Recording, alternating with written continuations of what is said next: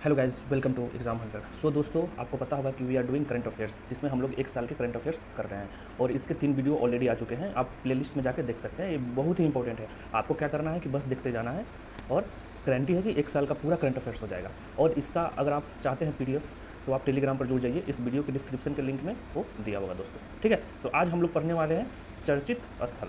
ठीक है ना, इससे पहले ऑलरेडी 3 वीडियो आ चुका है। आज हम लोग जो फेमस जो जगह सब है ना, जो एक साल में हमारे देश में जो हुआ और एज वेल एज वर्ल्ड में हुआ, उसके बारे में हम लोग पढ़ने वाले हैं।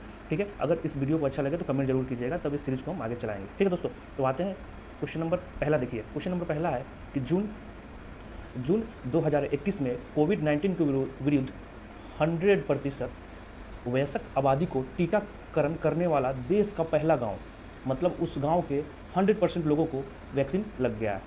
ठीक है, वो किस राज्य और केंद्र शासित प्रदेश में स्थित है। ठीक है दोस्तों, तो इसका आंसर हो जाएगा जम्मू कश्मीर। ठीक है, यहाँ तक क्लियर हो गया। मतलब अब देखो क्या है कि जम्मू कश्मीर में एक गांव है जिसका नाम है वियान।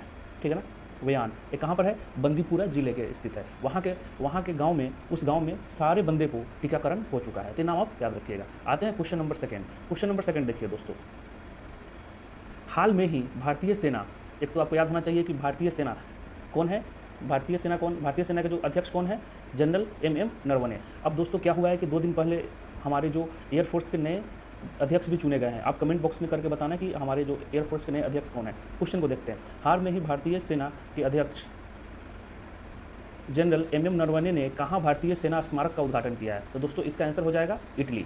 ठीक है ना, इटली में किया है। अब देखो क्यों किया है, कारण है दोस्तों। वहाँ पर जब सेकेंड विश्व युद्ध चल रहा था, सेकेंड वर्ल्ड वॉर चल रहा था, तो उस समय जर्मनी के अगेंस्ट हमारे भारतीय सैनिक ने इटली का साथ देते हुए लड़ाई लड़ा था, जिसके कारण बहुत सारे और भारतीय सैनिक उसमें किसको रिप्रेजेंट कर रहे थे? ब्रिटिश आर्मी को रिप्रेजेंट कर रहे थे।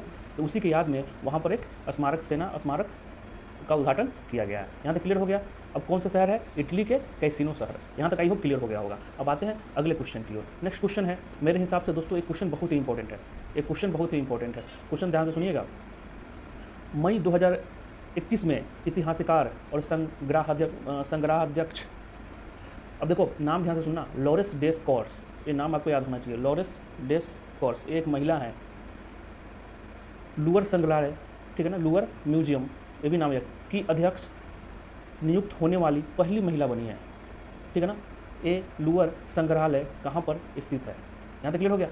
तो इसका आंसर हो जाएगा दोस्तों, इसका आंसर हो जाएगा पेरिस। ये कहाँ पर है? पेरिस। क्वेश्चन इस तरह से भी आ सकता है कि जो पेरिस में जो लूवर संग्रहालय है, लूवर म्यूजियम है, उसके जो अध्यक्ष जो बने हैं उनका नाम क्या है? तो इनका नाम आप याद रख सकते हैं, लॉरेस डेस कॉर्स। ठीक है, अब मैं क्यों बोला कि ये इंपॉर्टेंट क्वेश्चन क्यों इंपॉर्टेंट है? क्वेश्चन जाने का ज़्यादा चांस है, क्योंकि अगर देखोगे तो 228 वर्ष में पहली बार महिला अध्यक्ष के रूप में इस म्यूजियम में किसी को अध्यक्ष बनाया गया है। ठीक है, और कहाँ पर है? फ्रांस में है, पेरिस। ठीक है, आते हैं अगले क्वेश्चन की ओर। क्वेश्चन है, हाल में ही चर्चा में रहा माउंट नयारा गोंगो, माउंट का नाम याद रखिएगा, नयारा गोंगो, ये कहाँ पर है? ठीक है ना, कहाँ पर है? तो आपको एक ट्रिक से याद रखो कि गोंगो कोंगो, लास्ट में क्या है? नयारा गोंगो, गोंगो कोंगो। तो आपको क्या करना है कि गोंगो है तो कोंगो हो जाएगा, क्योंकि ऐसे बहुत सारे ज्वालामुखी है जो अभी चर्चा में रहे हैं जो विस्फोट के कारण। तो कहाँ पर है? तो कोंगो में है। ऐसे करके आप इसको याद रख सकते हैं, गोंगो और कोंगो। यहाँ तक क्लियर हो गया। अब आइए क्वेश्चन नंबर 5वां देखिए। क्वेश्चन नंबर 5 है दोस्तों कि मई 2021 में भारत का पहला agriculture export facilitation centre, Bharat का पहला एग्रीकल्चर एक्सपोर्ट फैसिलिटेशन सेंटर कहाँ पर लॉन्च किया गया है? ठीक है, इसका आंसर हो जाएगा पुणे में लॉन्च किया गया है। अब देखो कुछ डाटा ये भी पूछ लेता है, अगर डाटा पूछ लेता है तो अच्छी बात है, अगर नहीं पूछता तो कोई बात नहीं। भारत का विश्व में कृषि निर्यात, एग्रीकल्चर के लिए जो हम निर्यात करते हैं, एक्सपोर्ट करते हैं, उसमें कितना स्थान है? 13वां स्थान है, अकॉर्डिंग टू कौन सा डाटा? 2018 के डाटा के अनुसार। क्वेश्चन नंबर 16 देखो, हाल में ही, ये बहुत ही इंपॉर्टेंट क्वेश्चन है, इसको जरूर कीजिएगा। हाल में ही मालदीव के निकट लॉन्ग मार्च, ये आपको याद होना चाहिए, लॉन्ग मार्च 5BY2 नामक रॉकेट का मलबा गिरा। ठीक है ना, किस देश का था? ये आप अगर आप न्यूज़ थोड़ा भी बहुत पढ़ते होंगे तो आप इसको बता सकते हैं दोस्तों। ये था चीन का था।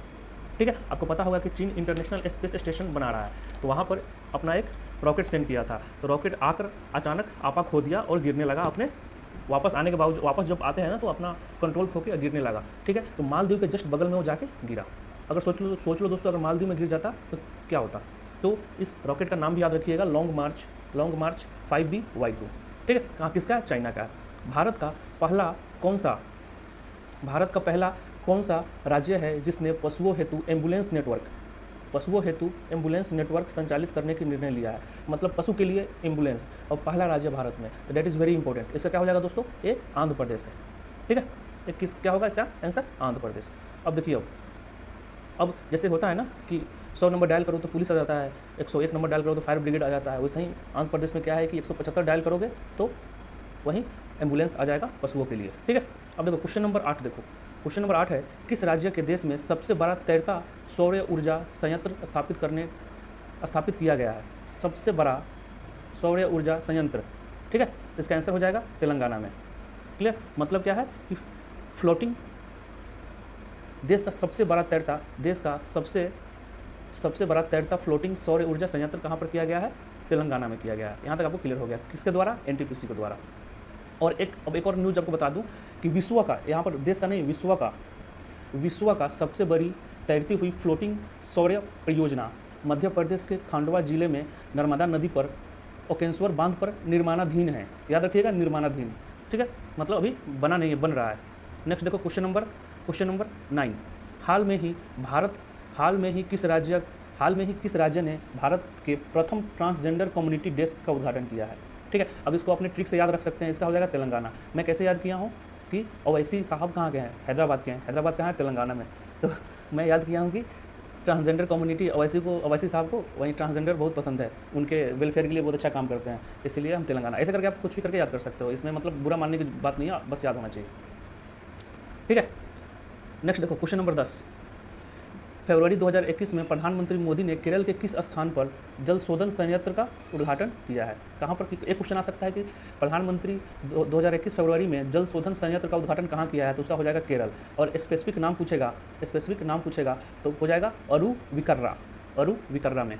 ठीक है, और ये अमृत जो है हमारा जो मिशन चल रहा है उसके अकॉर्डिंग इसको किया जा रहा है, समझ रहे हो? और ये भी क्वेश्चन पूछा जा सकता है कि जो अमृत जो है Atal mission for rejuvenation and urban transformation कब लॉन्च हुआ था, क्योंकि बहुत सारे इस पेपर में ऐसा क्वेश्चन आ रहे हैं, तो इसका नाम याद रखिएगा। अमृत 2015 में लॉन्च किया गया था। हाल में ही नवनिर्माणित कर्नाटका का 21वां जिला कौन सा है? ठीक है, तो हो जाएगा दोस्तों विजयनगर। अगर आप इतिहास में थोड़ा भी रुचि रखते होंगे तो विजयनगर एम्पायर के बारे में जरूर सुने होंगे। ठीक है, तो कर्नाटक का 31वां जिला कौन सा है? तो विजयनगर। ठीक है, इसको आप ध्यान से रखिएगा। और एक और बात विजयनगर से कि विजयनगर में एक हम्पी जगह है, हम्पी, वहाँ पर एक विरूपाक्ष मंदिर है। ठीक है ना, विरूपाक्ष वो क्या है? वो यूनेस्को का जो विश्व धरोहर है ना, उसमें जगह बनाया है। ठीक है, ये भी आप याद कर सकते हैं। नेक्स्ट क्वेश्चन देखिए, हाल में ही किस भारतीय शहर को वर्ष 2020 के लिए tree city of the world के रूप में मान्यता मिली है? तो ये भी हो जाएगा हैदराबाद। तो मैंने क्या बताया था, हैदराबाद से 2 क्वेश्चन आ सकता है आपको। ठीक है, एक क्वेश्चन क्या है, हैदराबाद से रिलिंक करो दोनों ओवैसी साहब को ट्रांसजेंडर का वेलफेयर पसंद है, जो ट्रांसजेंडर कम्युनिटी होते हैं जिसको हिंदी में हम लोग चक्के बोलते हैं, उनका वेलफेयर पसंद है, और सेकंड उनको पेड़ पौधा भी बहुत पसंद है। तो सबसे वाला पेड़ पौधा वाला जगह कौन हो जाएगा? हैदराबाद हो जाएगा। और ट्रांसजेंडर डेस्क कहाँ पर खुला है? तो भी आप तेलंगाना मार सकते हैं। ठीक है, ऐसे करके आपको याद करना होगा। अब देखो इसको कौन जो 2020 tree city of the world का मान्यता कौन देता है? तो इसका देखोगे मान्यता दोस्तों, इसका मान्यता देता है यूएसए का एक फाउंडेशन है ऑर्बर डे, और संयुक्त राष्ट्र के खाद्य एवं कृषि संगठन UNFAO के द्वारा मान्यता दी जाती है। इसके लिए क्या होता है कि हमें खुद आवेदन देना पड़ता है। ठीक है, नेक्स्ट क्वेश्चन देखिए आप, अंतर्राष्ट्रीय बाल, ये मेरे हिसाब से काफ़ी इंपॉर्टेंट क्वेश्चन है। 14वां अंतर्राष्ट्रीय बाल फिल्म महोत्सव 2021 कहाँ पर आयोजित किया गया है? इसका हो जाएगा ढाका कहाँ पर है दोस्तों? तो बांग्लादेश में है। ठीक है, अब देखो कि ये जो चिल्ड्रन, इसको कौन करता है? तो ये करता है children film society Dhaka Bangladesh. मतलब हमेशा मान के चलो, जैसे क्या होता है ना कि अंतर्राष्ट्रीय इंडियन फिल्म फेस्टिवल कहाँ होता है हमारे देश में? गोवा में हमेशा हर साल होता है, यहीं बांग्लादेश ही इसको करता है बाल फिल्म महोत्सव। ठीक है, अब इसमें क्या है कि कुछ क्वेश्चंस पूछे जा सकते हैं कि सर्वोच्च अंतर्राष्ट्रीय फीचर्स फिल्म पुरस्कार किसको मिला है? तो आप नाम याद रखिएगा, जैकी एंड उपजेन डच फिल्म। ठीक है, अगर आपको वीडियो स्लो लग रहा होगा तो आप स्पीड बढ़ा के भी इसको देख सकते हैं। द यंग टैलेंट अवार्ड किसको मिला है? द यंग टैलेंट अवार्ड सर्वश्रेष्ठ फिल्म किसको मिला है? जैकी एंड उपजेन। कौन सा है? डच फिल्म है। यंग टैलेंट अवार्ड बांग्लादेशी का एक फिल्म है माटी, उसको मिला है। ठीक है, और सबसे बड़ी बात क्या है कि बांग्लादेश में अंतर्राष्ट्रीय फिल्म महोत्सव का आयोजन वर्ष 2018 से किया जा रहा है, 2008 से किया जा रहा है। मतलब क्या है कि जब भी ये फिल्म फेस्टिवल होता है बच्चों वाला, ये हमेशा बांग्लादेश में ही किया जाता है। इसलिए आपको ज़्यादा याद करने की जरूरत नहीं होगी, बस एक बार याद कर लो कि बांग्लादेश में होता है, बच्चा बांग्लादेश में होता है। और कैसे याद करोगे? बांग्लादेश का डेंसिटी जो है ना बहुत ही ज़्यादा है, बहुत ही ज़्यादा है और पॉपुलेशन बहुत ज़्यादा है, मतलब वहाँ बच्चे बहुत ज़्यादा पाए जाते हैं। तो बच्चे पाए जाएंगे तो बच्चे के लिए फिल्म का ऑर्गेनाइज भी किया जाएगा, इससे आप उसको याद रख सकते हैं। ठीक है, क्वेश्चन नंबर 14 देखो दोस्तों। क्वेश्चन नंबर 14 बोल रहा है कि असम में राज्य के पहले हेलीपोर्ट का उद्घाटन कहाँ किया गया है? तो स्वाभाविक सा इसका आप कोई भी दिमाग लगाओगे तो मजूली क्या है? एक आइलैंड है और वहाँ पर कनेक्टिविटी का दिक्कत होता है, इसलिए हेलीपोर्ट मतलब क्या है कि हेलीकॉप्टर से आवाजाही का किया गया है। ठीक है, नेक्स्ट देखो क्वेश्चन नंबर देखो 15। क्वेश्चन नंबर 15 है कि फरवरी 2021 में प्रधानमंत्री नरेंद्र मोदी ने केरल के किस स्थान पर 50 मेगावाट सौर ऊर्जा परियोजना का उद्घाटन किया है? तो इसका आंसर हो जाएगा कसरगोड। कसरगोड कहाँ पर है? केरल में है, वहाँ पर किया है। ठीक है, तो आप नाम याद रखिएगा, कौन सा एरिया है? कसरगोड। ठीक है, प्रधानमंत्री के द्वारा किया गया है और कौन से मिशन के द्वारा? राष्ट्रीय सौर ऊर्जा मिशन। हमने क्या बताया था कि अमृत मिशन कब आया था? 2015 में आया था। तो आप कमेंट करके बताओ कि राष्ट्रीय सौर ऊर्जा मिशन कब लॉन्च किया गया है भारत सरकार के द्वारा। ठीक है, क्वेश्चन नंबर 16 देखिए। 20 दिसंबर 2020 को देश की पहली चालक रहित जिसको ड्राइवरलेस मेट्रो रेल का शुभारंभ किस राज्य में किया है? बहुत ही आसान क्वेश्चन है, दिल्ली में किया गया है। दिल्ली का एक मेजेंटा लाइन है उसमें किया गया है। ठीक है ना, हाँ, जो जनकपुरी से बोटैनिकल गार्डन की तरफ जाती है। उसमें क्या है कि वो जो मेट्रो है ना, वो बिना उसमें ड्राइवर की जरूरत नहीं पड़ती है, वो बिना ड्राइवर का चलता है। ठीक है, तो हाल में चर्चा रहा चौरी चौरा स्थल कहाँ है? डेट इज़ वेरी इंपॉर्टेंट, मुझे लगता है इसे क्वेश्चन जरूर आना चाहिए। देखो अब ये बता दोगे आप, गोरखपुर में है। क्यों? क्योंकि नॉन कॉपरेशन मूवमेंट आपको याद आ रहा होगा। तो चौरी चौरा कहाँ है? गोरखपुर में है। और बिहार वाले बच्चे जो जाते होंगे दिल्ली से तो आपको ये स्टेशन दिखेगा भी। ठीक है, तो क्यों न्यूज़ में रहा है? क्योंकि चौरी चौरा शताब्दी महोत्सव हम लोग मना रहे हैं। मतलब क्या है दोस्तों कि 100 साल पूरा होने हुआ है। अब देखो क्या है कि प्रधानमंत्री ने ये महोत्सव मनाया है वीडियो कॉन्फ्रेंस के द्वारा, इसलिए ये न्यूज़ में बना है। अब आपको पता होगा कि जब नॉन कॉपरेशन मूवमेंट चल रहा था तो 1922 में चौरी चौरा पुलिस स्टेशन को जला दिया गया था। ठीक है, जिसके कारण महात्मा गांधी ने असहयोग आंदोलन, जिसको नॉन कॉपरेशन मूवमेंट बोलते हैं, उसको बंद कर दिया। तो क्वेश्चन पूछा जाता है कि नॉन कॉपरेशन मूवमेंट को वापस लेने के लिए कौन सा प्रस्ताव पारित किया गया? तो बारदौली प्रस्ताव द्वारा लिया गया। ये बारदौली नाम ध्यान से सुनिएगा, इसके द्वारा लिया गया। ठीक है, तो आई होप क्वेश्चन क्लियर हो गया होगा। अगला क्वेश्चन देखिए, क्वेश्चन है नेक्स्ट क्वेश्चन कि गौरी गंगा धरेश्वर मंदिर का नाम ध्यान से सुनिएगा। गौरी गंगा धरेश्वर मंदिर में लगभग 50 वर्षों में पहली बार मकर संक्रांति के अवसर पर सूर्यमजन नामक वार्षिक घटना नहीं घटी है। यह मंदिर कर्नाटक के किस शहर में स्थित है? तो ये हो जाएगा बेंगलुरु। अब क्वेश्चन क्या बोल रहा है कि जो मंदिर है ना दोस्तों, उसमें क्या होता है कि जैसे ही सुबह होता है ना, तो जो सूर्योदय होता है तो उसका लाइट है ना इस मंदिर पर पड़ता है। मंदिर के जो मेन जो जहाँ पर भगवान रखे हुए हैं वहाँ पर पड़ता है। लेकिन 50 वर्ष में पहली बार सूर्योदय हुआ है, लेकिन वहाँ पर सूरज की रोशनी नहीं पड़ी है। क्यों नहीं पड़ी है? क्योंकि ऊपर इतना बादल हो गया था, कोहरा बादल, कि उसका सूरज की रोशनी उस मंदिर पर नहीं पड़ी है। मंदिर के मेन जो भगवान जो जहाँ होते हैं ना, वहाँ पर नहीं पड़ा है, वो ध्यान रखिएगा। तो कहाँ पर है? बेंगलोर में है। ठीक है, क्वेश्चन क्या है दोस्तों, पूछा जा सकता है कि ये जो मंदिर है ना कौन से देवता को समर्पित है? तो ये भी याद रख लीजिएगा, शिव भगवान को, शिव जी के को समर्पित है। ठीक है, अगला क्वेश्चन देखो, क्वेश्चन नंबर 19। हाल में ही इंडोनेशिया, मैंने क्या बताया था कि एक ऑलरेडी हम लोग एक ज्वालामुखी के बारे में पढ़े थे, गोंगो करके, गोंगो से पोंगो याद दिलाया था ना, वैसे ही इसको भी याद रखिएगा कि एक मेरापी है, ठीक है ना, वो भी अभी विस्फोट हुआ है उसमें ज्वालामुखी में। तो क्वेश्चन पूछा जा सकता है कि कहाँ का है? तो पहला हो जाएगा तो इंडोनेशिया का है। ठीक है, क्योंकि आपको पता होगा कि इंडोनेशिया में बहुत सारे वोल्केनो हैं जो हमेशा विस्फोट होते रहते हैं। और इंडोनेशिया में कहाँ है? तो इंडोनेशिया में एक जगह है जावा सुमात्रा, ये सब का नाम सुना होगा, तो जावा में है। ठीक है ना, वहाँ पर मेरापी ज्वालामुखी में क्या हुआ है कि पुण्य विस्फोट हुआ है। ठीक है, इसलिए वो न्यूज़ में रहा है।